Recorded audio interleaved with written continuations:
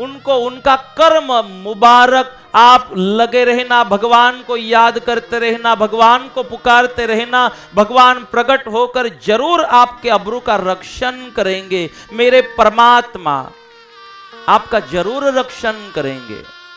धन्यवाद उनको जो करना चाहे, अब्रू लेना चाहे, जो बदनामी करना चाहे, बस आप समर्पित हो जाना भगवान को। भगवान आपकी रक्षा जरूर करेंगे। लगा हरि शरणम एक स्वभाव को बना देना। हे हरि, हम आपको शरण है, लगा दो पार नैया को, नहीं तो डूब जाएगी। हम आपको शरण है, समर्पित है, मेरी नौका को पार लगा देना भगवान, मेरी नौका को उस पार लगा देना। लगा दो पार नैया को, नहीं तो डूब जाएगी। आपको पार लगाना होगा, नहीं तो ये नौका डूब जाएगी। अगर ये नौका डूब जाती है भगवान, मेरा तो कुछ न बिगड़ेगा, तुम्हारी लाज जाएगी। मेरा तो कुछ बिगड़ने वाला नहीं है, लेकिन हे भगवान तेरी लाज जाएगी। इसीलिए उनको उनका कर्तव्य मुबारक, जो वस्त्रहरण किसी संत का करना चाहते, जो किसी संत की बदनामी करना चाहते, जो किसी सांप्रदाय की बदनामी करना चाहते, जो उंगलियां उठाते रहते हैं, जो बदनामी करते रहते, जो आक्रोश करते रहते, जो समाज को तोड़ना चाहते, उनको उनका काम, उनका कर्म, उनका स्वभाव, उनकी मनस्थिति उनको मुबारक। लेकिन आप तो जुड़े हो ना परमात्मा से, आपको परमात्मा भी तो आनंद दे रहा है ना, आपको तो खुशी हो रही है ना। आप जुड़े रहना, मेरा परमात्मा आकर जरूर आपको सपोर्ट करेगा, जरूर आपकी रक्षा करेगा। ये दुनिया कब अपनी थी जो कल अपनी होगी। दुनिया वालों से ज्यादा परमात्मा पे भरोसा कर लिया करना। जरूरी नहीं है जब आपको आनंद आ रहा हो भक्ति में, जरूरी नहीं है दुनिया क्या कहती है। मत मानना ये दुनिया क्या कहती है। अगर मानते हो तो मेरे भगवान की मान लेना, वो क्या कहता है। उसकी मर्जी, उसकी कृपा जरूरी है। आज प्रकट हो चुके थे भगवान। अब द्रौपदी को पता चला, अब तो मेरा भाई मेरे पीछे आ चुका है। 9 से 99 साड़ी उसको पुराई थी भगवान ने। और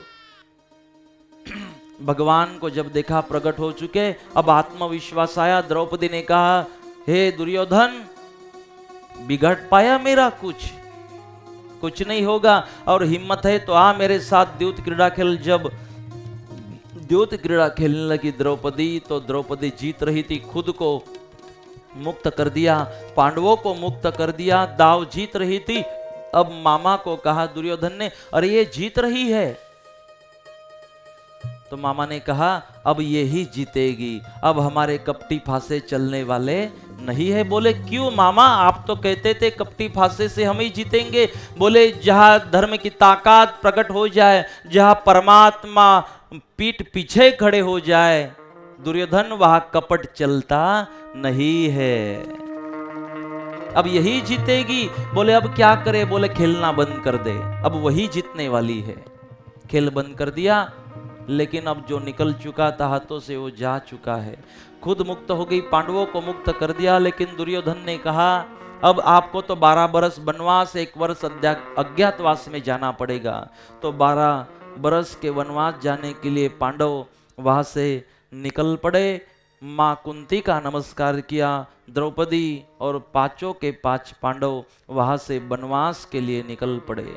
वनवास में वहां पर जयद्रथ ने तकलीफ करने की कोशिश की। भीम ने मिलकर, सब ने, अर्जुन ने मिलकर वहां पर दंड दिया। भगवान ने जाते जाते कहा, इन 12 वर्षों में आपको तब जप करना है और अलग अलग विद्याओं को प्राप्त कर लेना है। तो अलग अलग विद्याओं को प्राप्त करने के लिए शायद ये भगवान की रचना थी। 12 बरस का समय इनको देना था जब तप व्रत करने के लिए, क्योंकि आगे महाभयंकर युद्ध इनके द्वारा खेलना था भगवान को। 12 बरस पूरे हुए और जब अज्ञातवास में जाना था, भगवान को याद किया। भगवान कृष्ण व्यास मुनि, इस कथा को बहुत गहराई से सुनना अगले 5 मिनट के लिए। जब वहां पर कृष्ण भगवान पहुंचे, वहां पर व्यास जी पहुंचे, पांडवों ने कहा, भगवान अब अज्ञातवास तो बहुत कठिन है, नियम बनाया था अज्ञातवास में अगर कौरव हमें ढूंढते हैं तो वापस हमें 12 बरस वनवास में जाना पड़ेगा। तो कैसे छुपे भगवान? तो भगवान ने क्या किया, व्यास जी और भगवान ने मिलकर उनको जो है ना, उनको वो सर्जरी करवाई, प्लास्टिक सर्जरी। ये तब से शुरू हुआ है, प्लास्टिक सर्जरी करवाई, मतलब उनका स्वरूप ही चेंज करवा दिया। ये डॉक्टर आए ना सब, इसके लिए एक बात याद आई। एक जो पेशेंट था ना, डॉक्टर के पास गया, डॉक्टर ने बोला प्लास्टिक सर्जरी करवानी पड़ेगी। बोले डॉक्टर पैसा कितना लगेगा? बोले तुझे 25,000 लगेगा। बोले डॉक्टर कुछ कम? बोले भाई कुछ कम नहीं होगा, 25,000 आपको देना ही देना है। बोले पेशेंट ने बोला फिर डॉक्टर प्लास्टिक मैं लेके आ जाऊं तो?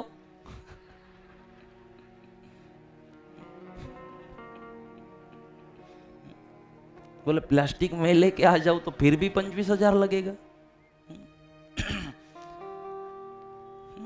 तो यहां भगवान ने प्लास्टिक सर्जरी करवाई, दोनों सबके वहां पर नाम भी चेंज करवाए। युधिष्ठिर का कंकभट, भीम का बल्लव, और उर्वशी का श्राप लगा था अर्जुन को 1 बरस नपुंसक का, तो बृहन्नडा बनी अर्जुन, और विजयवंत जयंत बने नकुल सहदेव, और द्रौपदी का सैरंध्री नाम रखा। और भगवान ने कहा ये जो पेड़ है ना, इसके ऊपर शस्त्र अस्त्र रख दो, 12 साल आपने जो कमाए, अलग अलग तीर और वो सब चमत्कारी शस्त्र अस्त्र उन्होंने प्राप्त किए थे। बोले भगवान यहाँ से कोई चुरा कर ले जाए तो?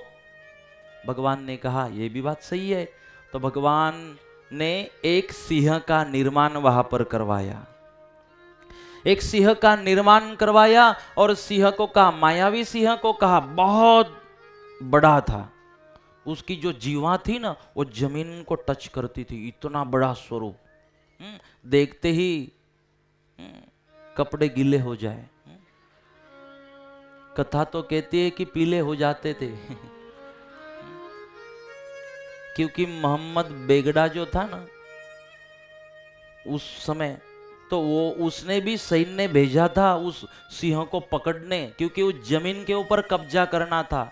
वो सिंह के कारण हो नहीं रहा था, तो सिंह को पकड़ने सैन्य भेजा, तो कपड़े पीले होकर वापस आए थे देखते ही, इतना बड़ा था। सिंह को कहा यहां से हिलना मत, यहां पर शस्त्र अस्त्र रखे हुए हैं पेड़ पर, और इसका संभाल करना है। और इसी जंगल में अब अज्ञातवास में ये पांडव जा रहे हैं, और आपके भय से यहां कोई जल्दी से आएगा नहीं, शस्त्रों का रक्षण होगा, पांडवों का रक्षण होगा, तो ये ड्यूटी आपको करनी है। और ये जिस जमीन के ऊपर आप खड़े हो सिंह, ये जमीन, ये जगह बहुत महत्वपूर्ण है, ताकतवान है, इसलिए इस जमीन को संभालना है आपने, किसी का अधिकार ना आने पाए, कोई प्लॉट न कर दे इस जमीन के ऊपर, क्योंकि भगवान को पता था आगे सब कंस्ट्रक्शन में जाने वाले ही ज्यादा।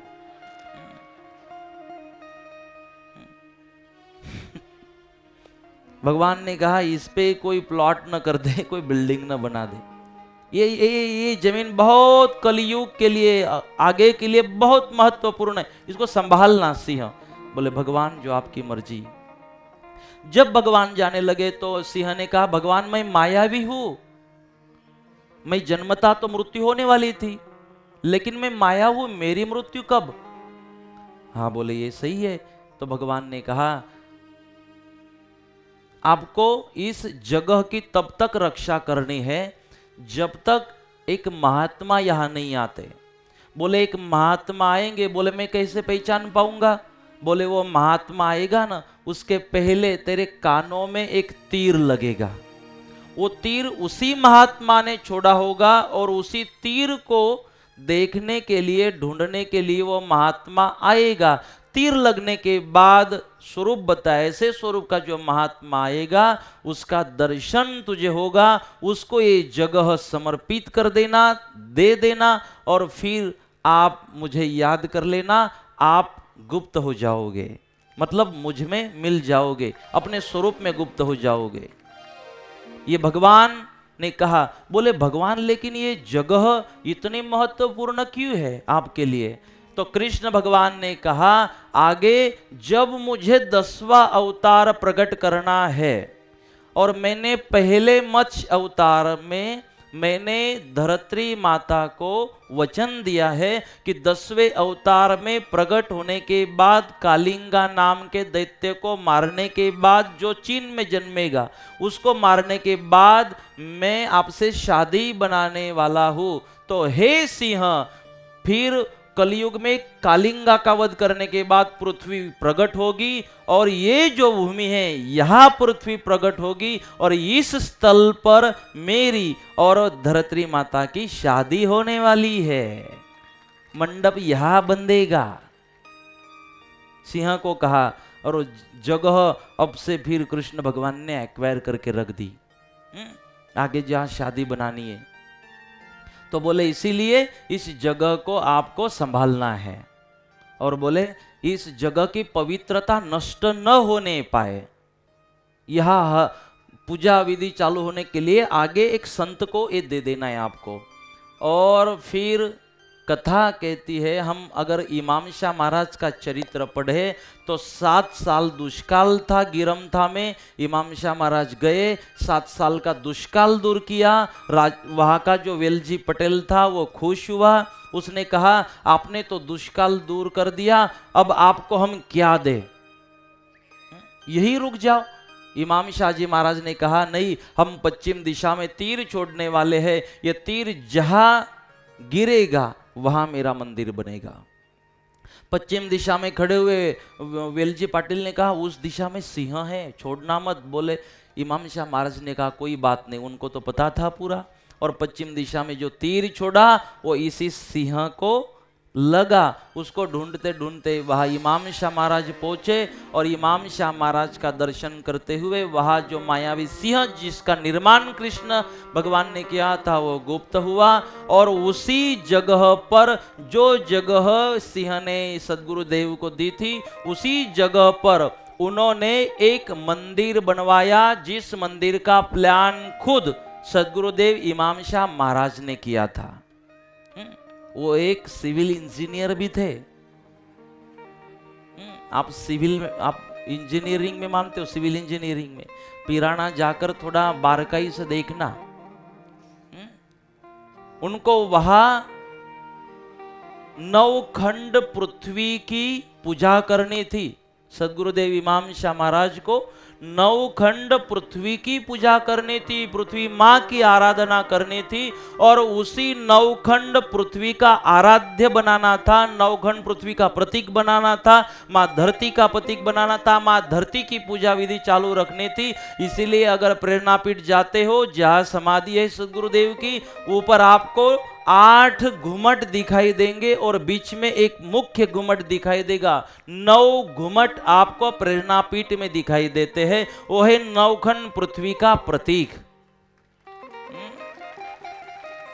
अगर वो अलग विचारों को मानते तो अलग 9 खंड पृथ्वी का प्रतीक नहीं बनाते और कुछ अलग बना देते ना वहां, लेकिन 9 खंड पृथ्वी का प्रतीक बनाना था, और वो ऐसा ही मंदिर वहां पर उन्होंने बनाया। कथा आप सबको पता है, वो सामने नगीना गोमती में जो मंदिर है वहां बैठते थे और मजूरों को मजूरी दिया करते थे, काम की देखभाल करते थे। खुद उन्होंने प्लान बनाया, और अपने बनाए हुए मंदिर में जो एक उत्कृष्ट उदाहरण है वास्तु का, जो वास्तु में मानते हैं ना, वो उनकी बारकाइयों को ढूंढना, जिनका वास्तु शास्त्र का अभ्यास है।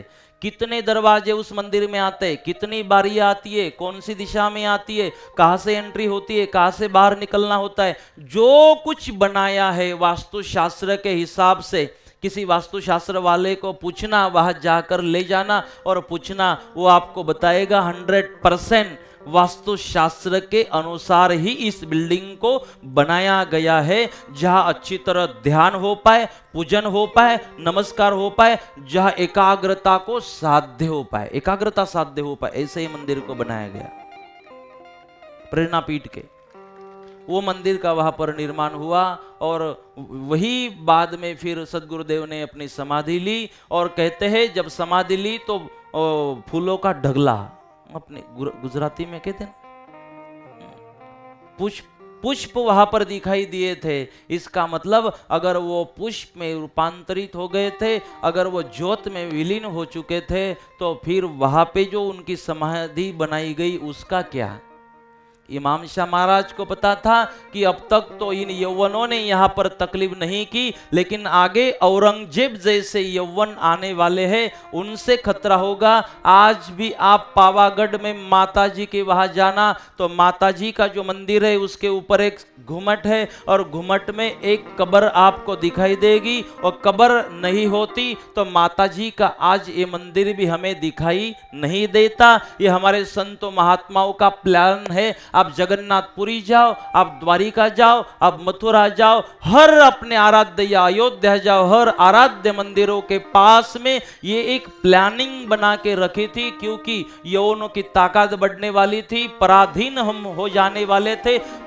इसमें भी परंपरा को रखना था, शाश्वत रखना था, इसीलिए ये सारे प्लान हमारे संत महात्माओं ने बनाए थे। उनको पता था आगे मस्जिद बनने वाली है, जहां जहां मंदिर बन चुके हैं। इसीलिए सद्गुरुदेव इमाम शाह महाराज अपने शिष्यों को कह के गए थे कि यहाँ ऐसा कुछ एक स्टेचू बना देना कि उसको देखकर फिर तकलीफ ना हो और यह मंदिर टूटने से बचे। इसीलिए वहां जो समाधि हमको दिखाई दे रही है वो एक प्लान है, वो एक रचना है, वो एक सोच है। क्योंकि हमने तो माना कि वो तो ज्योत में विलीन हो चुके थे, तो इसीलिए फिर बाद में हमने जो कुछ देखा, वैसे तो आप मेरे सामने कम इधर उधर जाता देखते हो, पिराना जाने के बाद भी यही करते हो, सामने कम इधर उधर ज्यादा देखते हो। हमारा रिश्ता जो है ना हमारे बाप से है, बस वो हमारे लिए जरूरी है। और बाकी का जो भी देखते हो ना, ये मेरा मानना है, वो सब अतिक्रमण है वहां का। क्योंकि उन्होंने वंश परंपरा में नहीं माना, बिंदु परंपरा में उन्होंने नहीं माना, उन्होंने शिष्य परंपरा में माना है। अंश उन्होंने वंश परंपरा को नहीं माना। अगर मानते तो परंपरा तो उनकी चला सकते थे, लेकिन जो आर्य वैदिक हिंदू सनातन संस्कृति को मानता था, जो आचार संहिताओं के 100 नियमों को मानता था, वैदिक था, वेदों को मानता था, जो मन से भी किसी का बुरा नहीं चाहता था, ऐसे शानाजी महाराज को उन्होंने अपना शिष्य चुना और गादीपति चुना था पिराना में। वो अगर वो हमें फंसाने आते, हमें बर्बाद करने आते, हमें हिंदुओं से डाइवर्ट करने आते, तो उनकी परंपरा को चालू रख सकते थे ना। दूसरी एक बात को कह दूं कि अगर किसी हिंदू को मुसलमान बनाने आए थे, ऐसा अगर आपने सुना होगा, तो मैं आपको पूछना चाहता हूँ, हमें तो कुछ ये सद्गुरु पता चले नहीं है, हमारे वडीलों को पता चले है। आज भी जब मेरे बाप का नाम मेरे मुख से निकलता है ना, तो हमारे वडीलों के आंख में आंसू आ जाते हैं। इतना भाव, इतनी भक्ति, इतनी समझ है सद्गुरुदेव के बारे में हमारे वडीलों को। क्या हमारे वडीलों को ज्ञान नहीं था? क्या हमारे वडील इनको समझते नहीं थे? इन्होंने चिंतन नहीं किया था? कितने समर्पित थे हमारे वडील, कितने मानते थे इनमें। अगर एक बात सद्गुरुदेव कह देते ना कि आप सुन्नत कर लो, तो कब के हम तो बन चुके होते ना, परंपरा को छोड़ चुके होते। लेकिन आज भी हम आर्य वैदिक संस्कृति में जी रहे हैं। कारण क्यों? ऐसा कुछ उन्होंने बताया ही नहीं। अगर बताते तो कब के बन चुके होते। इतने मानते थे हमारे वडील, संसारी जीवन जीते जीते भी कभी लहसुन नहीं खाया, कभी डोंगरी नहीं खाई, इतना मानते थे हमारे वडील इस परंपरा को। अगर वो बदलाने आए थे इमाम शाह जी महाराज, तो कब के बदल देते, बाकी नहीं रखते। लेकिन वो करने नहीं आए थे। वो जो दुर्जनों को सज्जन बनाने आए थे। वो तो राक्षस को इंसान और इंसान को भगवान बनाने आए थे।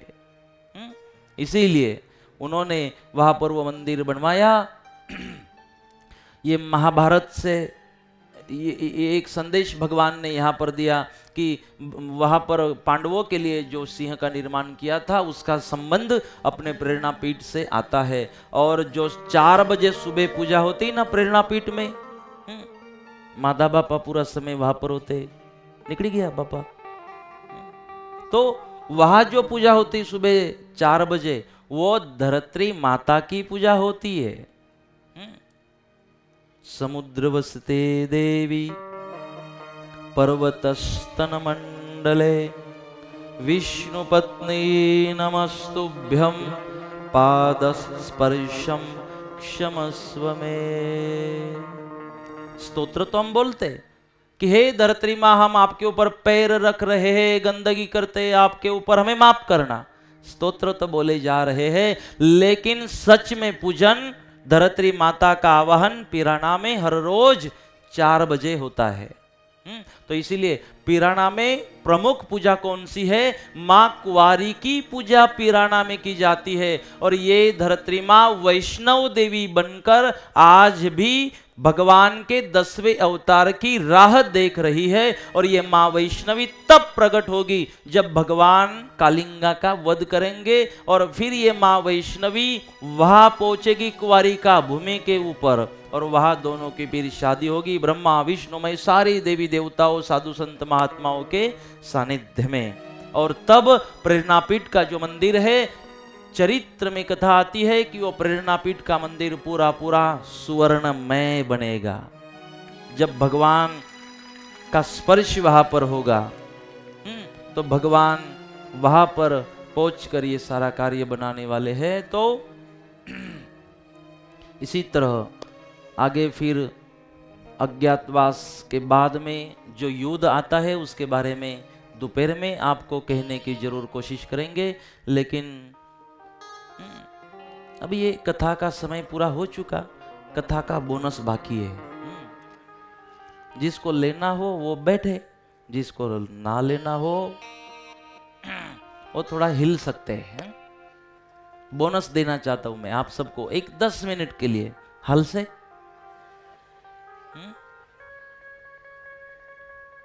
अगली कथा दोपहर में मैं बताऊंगा। और अब ये एक चरित्र मैं आपको देना चाहता हूं, संत श्रेष्ठ मीराबाई का चरित्र। ये जो मीराबाई थी ना,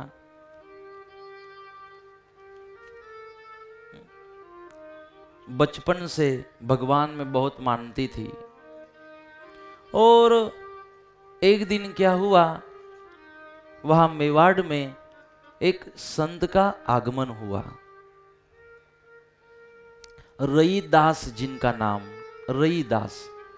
उस संत का आगमन हुआ तो संत को मिलने, संत को नमस्कार करने वहां पर सब लोग जा रहे थे। संत भगवान में मस्त थे, भगवान का नामस्मरण वहां पर किए जा रहे थे। गोविंद बोलो, हरि गोपाल बोलो, गोविंद बोलो, हरि गोपाल बोलो, गोविंद बोलो, हरि गोपाल बोलो, गोविंद बोलो, हरि गोपाल बोलो। संत रईदास मेवाड़ में आ रहे, भगवान को याद करते करते सबको आशीर्वाद देने। गोविंद बोलो, हरि गोपाल बोलो, गोविंद बोलो, हरि गोपाल बोलो, गोविंद बोलो, हरि गोपाल बोलो, गोविंद बोलो, हरि गोपाल बोलो, गोविंद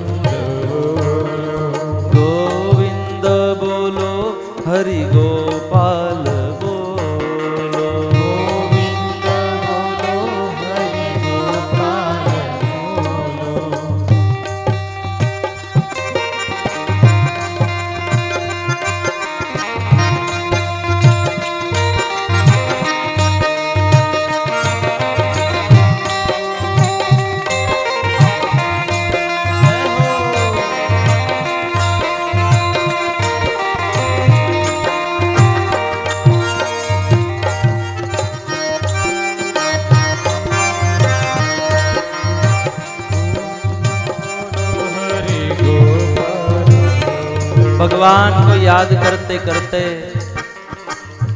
रईदास वहां पहुंचे, राज्य में पहुंचे। गोविंद बोलो गोपाल बोलो, गोविंद बोलो गोपाल बोलो। भगवान का नामस्मरण करते करते वहां पहुंचे। एक जगह जाकर रईदास बैठ गए अपने आसन पे। एक हाथ में एक तारा, दूसरे हाथ में चिपड़ी, और गोविंद बोलो गोपाल बोलो भगवान का नामस्मरण कर रहे थे। और जो ग्रामवासी थे वो संत को मिलने आ रहे थे, संत का पूजन करने आ रहे थे, ज्ञान लेने आ रहे थे, कुछ ना कुछ मांगने आ रहे थे। गोविंद बोलो हरि गोपाल बोलो, गोविंद बोलो हरि गोपाल बोलो, गोविंद बोलो हरि गोपाल बोलो, गोविंद बोलो हरि गोपाल बोलो, गोविंद बोलो हरि गोपाल बोलो, गोविंद बोलो हरि गोपाल बोलो। सब लोग जा रहे थे संतों को मिलने, आशीर्वाद लेने, कुछ ना कुछ मांगने। तो वहां पर जो मीरा थी ना, मीरा ने सोचा सब लोग दर्शन करने जा रहे संतों के, मैं क्यों ना जाऊं। तो मीरा भी निकली घर से। क्यों? संतों को मिलना था, संत के दर्शन करवाने थे। और मीरा भी अब आ रही है संत का दर्शन करने।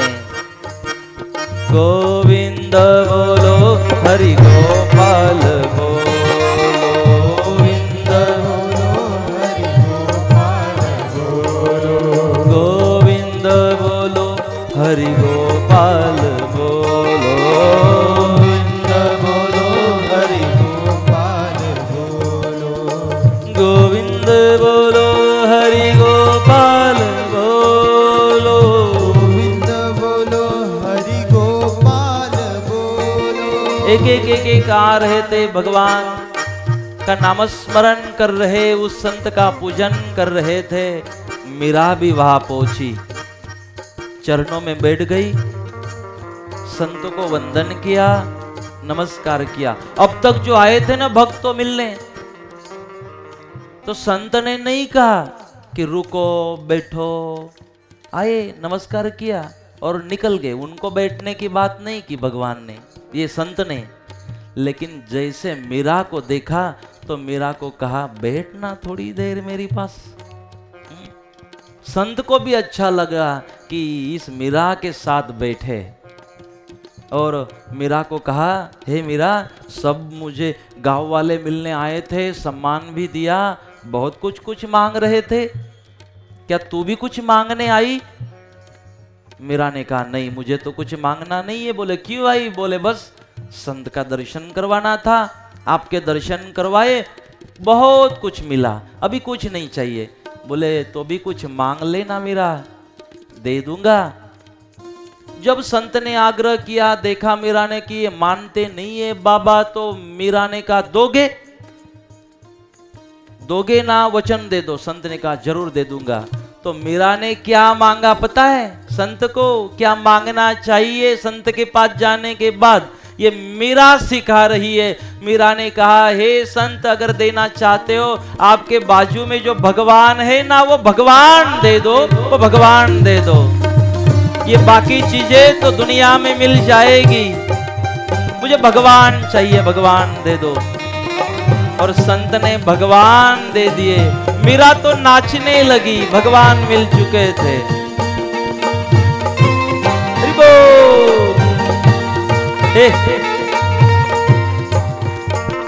गोविंद बोलो हरि गोपाल बोलो, गोविंद बोलो हरि गोपाल बोलो, हरि बोल।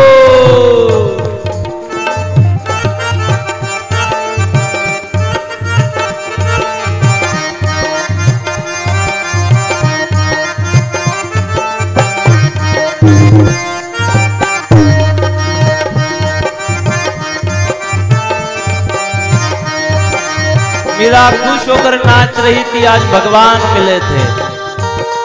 दिवो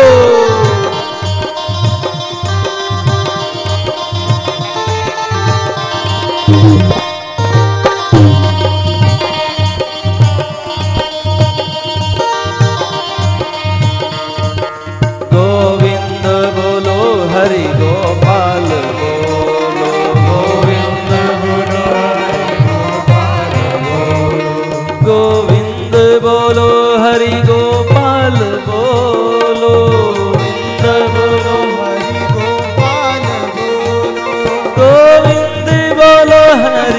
गोपाल बोलो, गोविंद बोलो हरि गोपाल बोलो, गोविंद बोलो हरि गोपाल बोलो, गोविंद बोलो हरि गोपाल बोलो, गोविंद बोलो हरि गोपाल बोलो, गोविंद बोलो हरि गोपाल बोलो, गोविंद बोलो हरि गोपाल बोलो, गोविंद बोलो हरि संत से जो मांगना था वो मांग लिया। संत से भगवान चाहिए थे, भगवान को ले लिया, और जैसे भगवान मिले तो खुशी खुशी में भगवान को लेकर मीराबाई निकल पड़ी। अब आज से भगवान मिले थे, इसीलिए संसार में मन नहीं लग रहा था।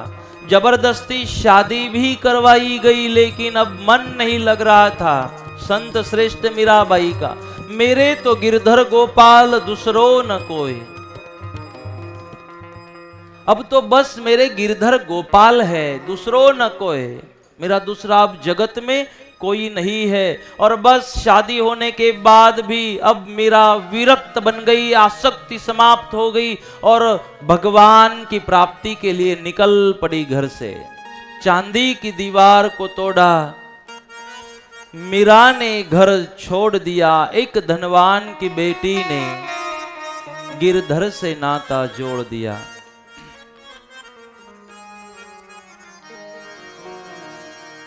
चांदी की दीवार को तोड़ा, चांदी की दीवार को तोड़ा, मीरा ने घर छोड़ दिया, एक धनवान की बेटी ने गिरधर से नाता जोड़ लिया, एक धनवान की बेटी ने गिरधर से नाता जोड़ लिया।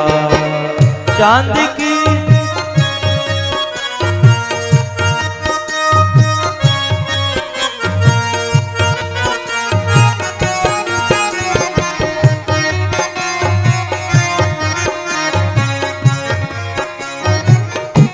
मीरा ने अपना घर छोड़ दिया,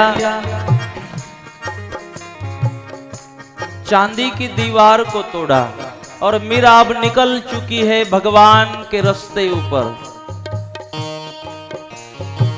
नाच गाए मीराबाई लेकर मन का एक तारा, नाच गए मीराबाई लेकर मन का एक तारा,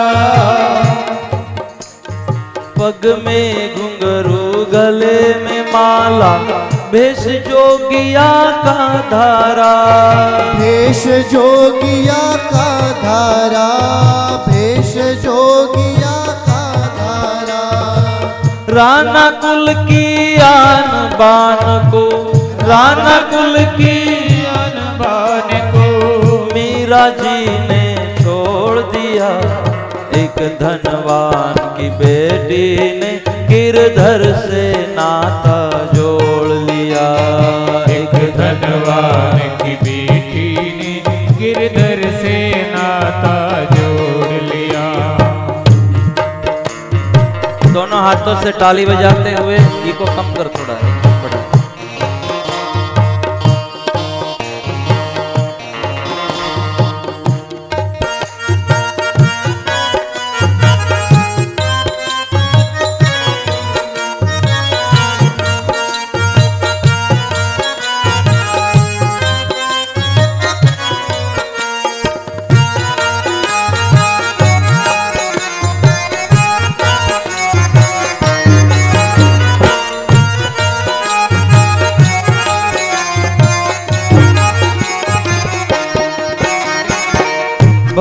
ज्ञान था एक तारा में, हर घुंघरू में नाद भरा, हर घुंघरू में नाद भरा, हर घुंघरू में नाद भरा।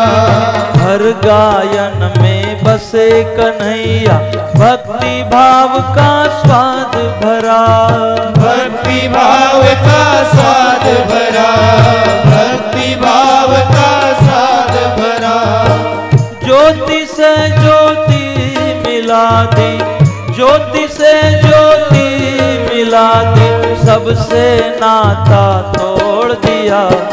एक धनवान की बेटी ने गिरधर से नाता जोड़ लिया, एक धनवान की बेटी ने गिरधर से नाता जोड़ लिया। चांद की दीवार को तोड़ा, चांद की दीवार को तोड़ा, मीरा ने घर छोड़ दिया।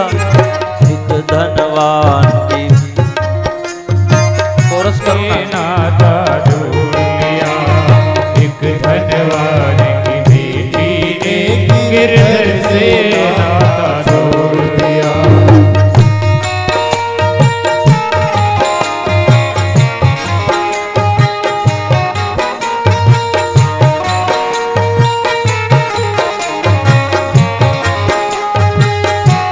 दोनों हाथों से ताली बजाते हुए,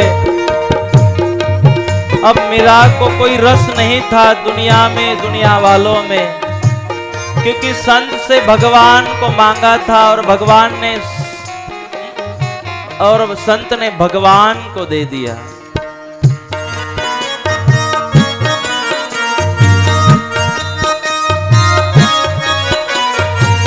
ऐसे बन को क्या करूं जो जन्मे और मरी जाए, बनिए गिरधर लाल को चुड़लो अमर थई जाए। मीरा कहती है गिरधर लाल के बनना, भगवान के बनना। और जब मीराबाई नाचती थी भगवान को याद करते करते, तब भगवान भी रह नहीं पाते, भगवान भी वैकुंठ को छोड़कर मीराबाई के पास पहुंच जाते थे और मीराबाई से मिलते थे। दोनों हाथों से ताली बजाते हुए हम भी मीरा बने, हम भी उतना ही प्यार करें।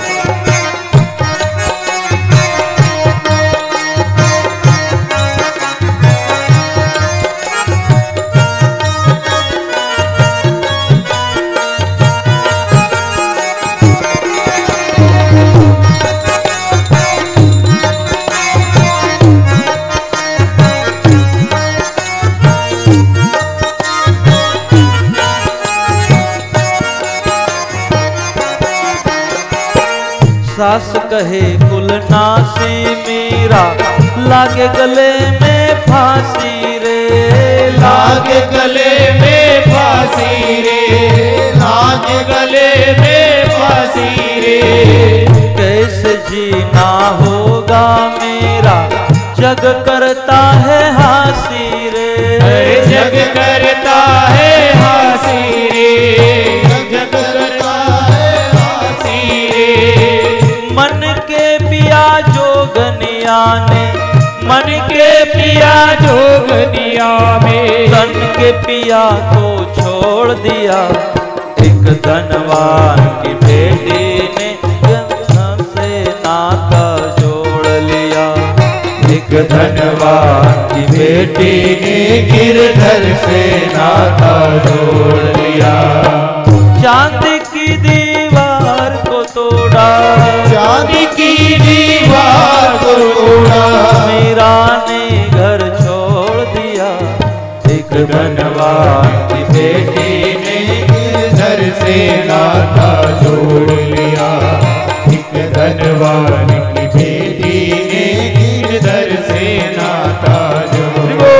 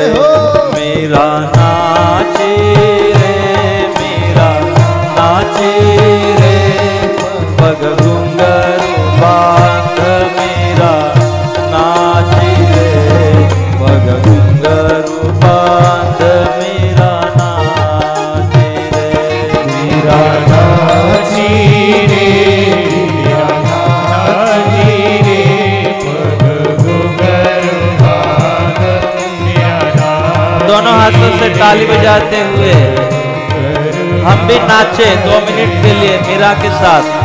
हरि बोल।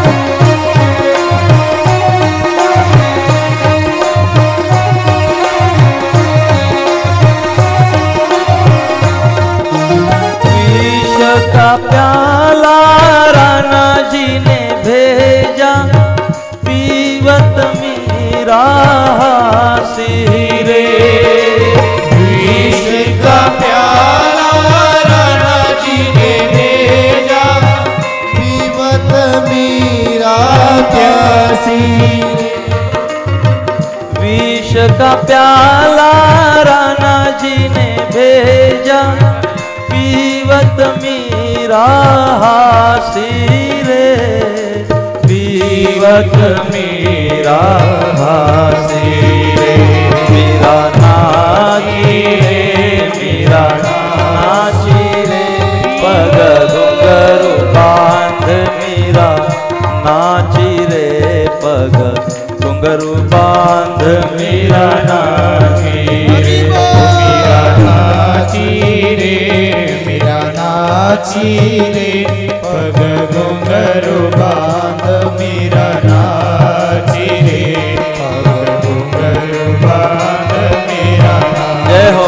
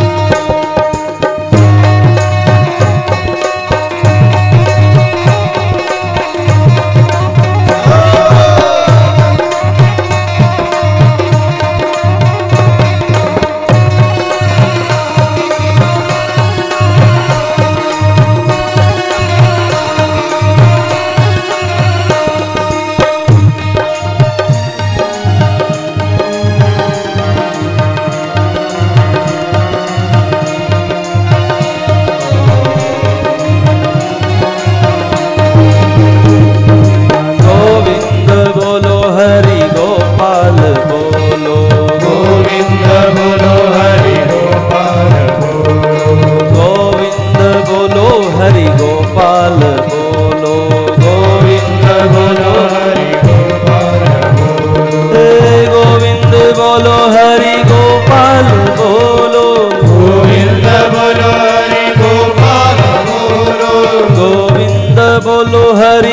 गोपाल बोलो,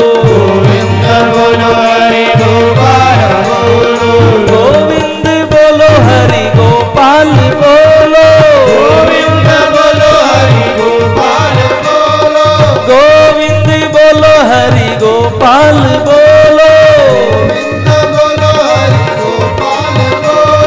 हे गोविंद बोलो हरि गोपाल बोलो, गोविंद बोलो हरि गोपाल बोलो। ओम श्री निष्कलंकी नारायण बोलो, ओम श्री निष्कलंकी नारायण बोलो, ओम श्री निष्कलंकी नारायण बोलो, ओम श्री निष्कलंकी नारायण बोलो, हे नारायण बोलो हरि नारायण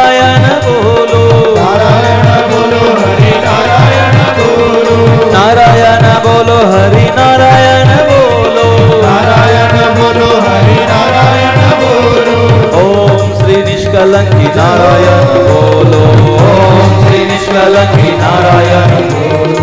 ओम श्री निष्कलंकी नारायण बोलो ओम श्री निष्कलंकी नारायण बोलो। प्रेम से निष्कलंकी नारायण बोलो प्रेम से निष्कलंकी नारायण बोलो। भाव से निष्कलंकी नारायण बोलो भाव से निष्कलंकी नारायण बोलो। प्यार से निष्कलंकी नारायण बोलो प्यार से निष्कलंकी नारायण बोलो। नारायण बोलो हरि नारायण बोलो नारायण बोलो हरि नारायण बोलो। ओम श्री निष्कलंकी नारायण बोलो ओम श्री निष्कलंकी नारायण बोलो। ओम श्री निष्कलंकी नारायण बोलो ओम श्री निष्कलंकी नारायण बोलो। हरि ओम जपवा दो मन हरि ओम हरि ओम जपवा दो। मन हरि ओम जपवा दो हरि ओम जपवा दो। जिन निंदा करे इन करवा दो जिन निंदा करे इन करवा दो। मन गुरुदेव जपवा दो मन गुरुदेव जपवा दो। मन गुरुदेव जपवा दो गुरुदेव जपवा दो। जिन निंदा करे इन करवा दो जिन निंदा करे इन करवा दो।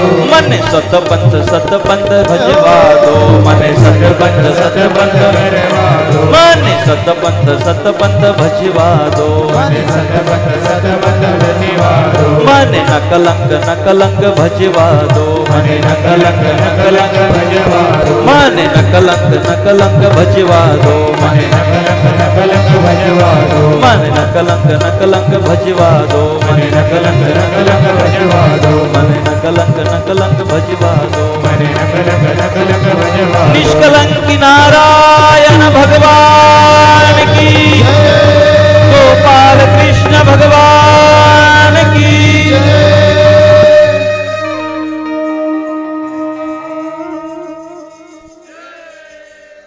आप सबको बहुत बहुत धन्यवाद। कथा यहाँ विराम ले रही है, वापस मिलते हैं दोपहर में 2 बजे।